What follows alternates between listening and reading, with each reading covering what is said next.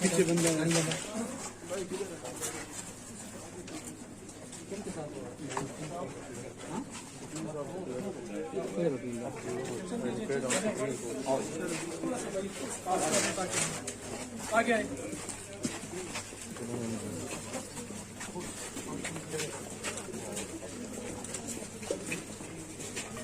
the God socially as well. So it's a very serious crime, and I would like justice to prevail.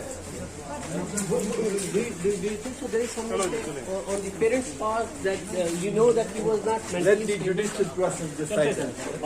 चलते जाओ, बात करते हैं, चलते जाओ। So how you came to know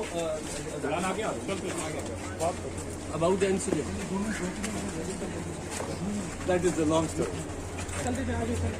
बिस्मिल्लाहिर्रहमानिर्रहीम। अस्सलाम वालेकुम नाज़रीन, मैं हूं ثاقب बशीर। नाज़रीन, हम बात करेंगे आज फिर जो इस्लामाबाद के पोश इलाके में ईद के एक रोज़ कबल मंगल को नूर मुक़द्दम का एक भयानक किस्म का कत्ल हुआ, जो मुलजिम है वो पकड़ा गया। इस कत्ल में भयानक इसलिए कह रहे हैं, इसमें हैवानियत भी थी जिसने कत्ल किया कि सर कलम किया गया। इंतहाई अज़ियतनाक जो है ये वारदात है और इस्लामाबाद को भी इसने हिला के रख दिया है।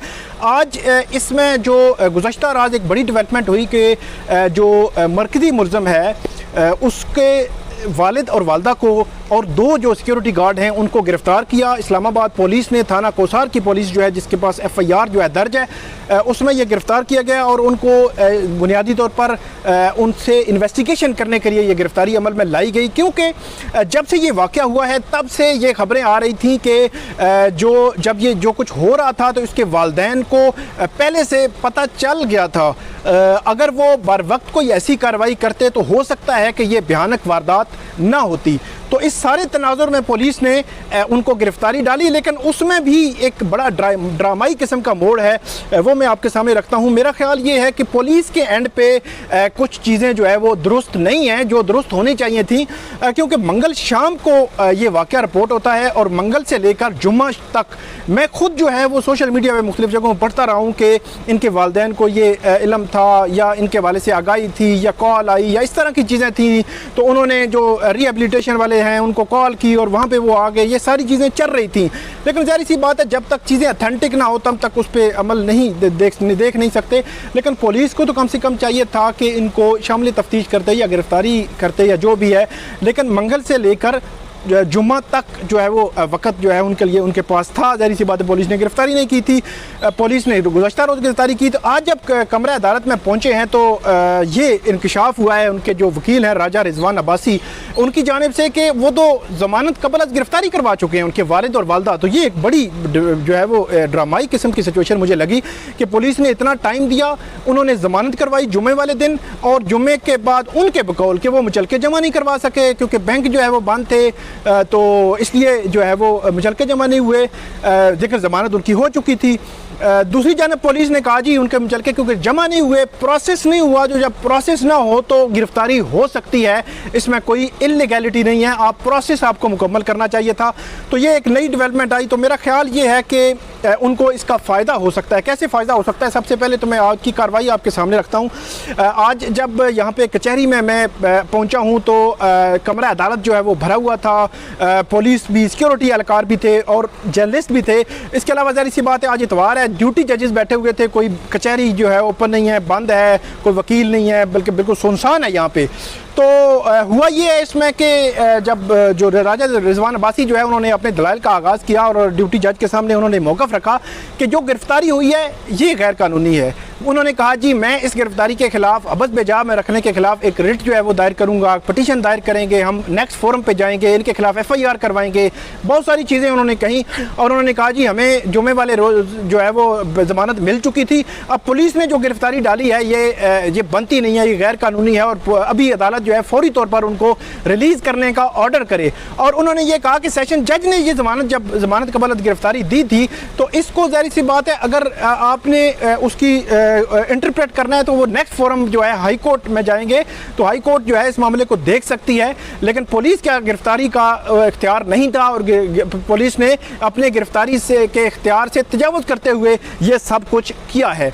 तो राजा रिजवान अब्बासी ने मुख्तलिफ कोर्ट्स के हवाले भी दिए और साथ ये भी कहा कि आज क्योंकि छुट्टी है तो मैं सेशन जज साहब के घर में गया हूँ, उनसे मिला हूँ, उनके साथ सारा ये मामला डिस्कस किया कि उन्होंने कहा कि क्योंकि सेशन जज जो है वो मामला कोई ऐसा एमरजेंसी नोयत का हो तो वो सुन सकते हैं घर पे। तो उन्होंने कहा कि हमने सारा मैटर उनके सामने रखा है, वो उन्होंने देखा है और उस पर आज तो उन्होंने वो कोई ऑर्डर जारी नहीं किया, लेकिन कल जब वर्किंग डे होगा तो हम उनके सामने ये मैटर रखेंगे और उसके बाद वो ऑर्डर जारी करेंगे।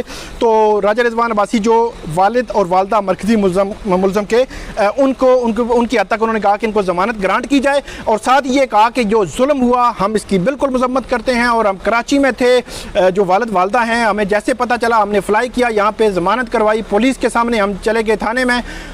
उसके बाद जो सरकारी वकील हैं उनकी जानिब से ये कहा गया वही प्रोसेस वाली बात एक तो की गई, प्रोसेस मुकम्मल नहीं हुआ था, हमने जो है वो इस पे इसलिए जो है वो की है, गिरफ्तारी की है।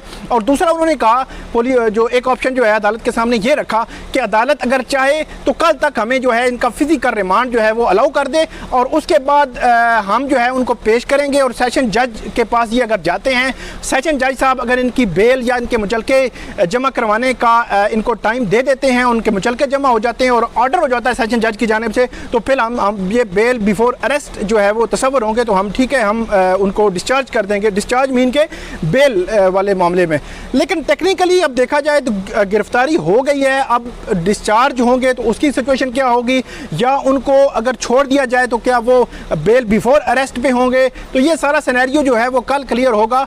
तो जब ये सारा हो चुका तो अदालत ने इस पर जो है वो अदालत ने फ़ैसला महफूज कर लिया और उसके बाद तकरीबन 25 से 30 मिनट के बाद ये फ़ैसला सुनाया गया और ये कहा गया कि 27 जुलाई को दोबारा मुलजमान को अदालत के सामने पेश किया जाए। जुडिशल मजिस्ट्रेट जो हैं वो थाना कौसार के जो देखते हैं वो हैं शोएब अख्तर, जो सैटरडे को भी और आज भी वो छुट्टी पे थे, इसलिए ड्यूटी जजेस के पास ये मैटर जाता रहा और कल से वो बैठेंगे और आइंदा जो भी सवाल होगी इस केस में वो शोएब अख्तर साहब जो जुडिशल मजिस्ट्रेट हैं वो उसको सुनेंगे और 27 जुलाई को इनके वालिदैन को भी वहाँ पेश किया जाएगा। और अब ये तवक्को की जा रही है कि जो राजा रिजवान अब्बासी ने उम्मीद है कल सेशन जज जो है उनके सामने कोई दरख्वास्त डालेंगे कि ये सारा मैटर हुआ है, ये मामला हुआ है और पुलिस ने ज़मानत होने के बावजूद गिरफ्तारी डाल दी है। तो जब ये हो गया तो फैसला महफूज था, तो जैसे ही उन मुलज़म के वालिद और उनकी वालदा और दो जो उनके सिक्योरिटी गार्ड हैं उनको पुलिस ने वहाँ से अदालत से निकाला, तो अदालत से निकालने के बाद उनसे कुछ सवालात भी हुए, तो उन्होंने कहा जी हमारी हमदर्दियाँ उनके साथ हैं, हमारे जो नूर मुक़द्दम के वालिद हैं या उनकी फ़ैमिली है उनके साथ ताल्लुकात थे, ज़ाहिर सी बात ये चीज़ सामने आ चुकी है पहले भी, तो हमारी हमदर्दियाँ उनके साथ हैं और कानून जो भी करेगा हम बिल्कुल कानून जो है अपना रास्ता बनाए। उनके वकील ने भी अंदर कहा कि ये जुल्म हुआ है और हम इसको बिल्कुल जस्टिफाई नहीं कर रहे, मरकज़ी मुलज़म की हद तक तो हम कोई बात भी नहीं कर रहे। तो ये सारी बातें जो है आज हुई हैं आज कमरा अदालत में। तो आप देखते हैं कि इस केस में आगे चलकर क्या होता है, क्योंकि बड़ी अहम जो है वो डेवलपमेंट्स, बड़ी अहम चीज़ें जो है इस केस में सामने आ रही हैं। अब 27 जुलाई को जब इनके वालिदैन को अदालत में पेश किया जाएगा तो अदालत क्या पेशरफ्त रिपोर्ट देती है, और साथ ही जो मरकज़ी मुलज़म हैं जो उनको भी उसी रोज़ ही पेश किया जाएगा। तो हम देखेंगे कि मरकज़ी मुलज़म और उसके वालिदैन जब आमने सामने होंगे तो कैसा माहौल होगा, क्या सिनेरियो होगा, क्या सूरत हाल होगी। तो जो भी अपडेट होगी वो मैं आपके सामने रखूँगा। तो ये थी नूर मुक़द्दम कत्ल केस से मुतल्लिक आज की समाअत का अहवाल। इस वीडियो पे आप कमेंट ज़रूर कीजिएगा, इंशाल्लाह आइंदा भी आपको अपडेटेड जो जितने भी केस के हवाले से कार्रवाई होगी पहुंचाते रहेंगे। आपका बहुत शुक्रिया।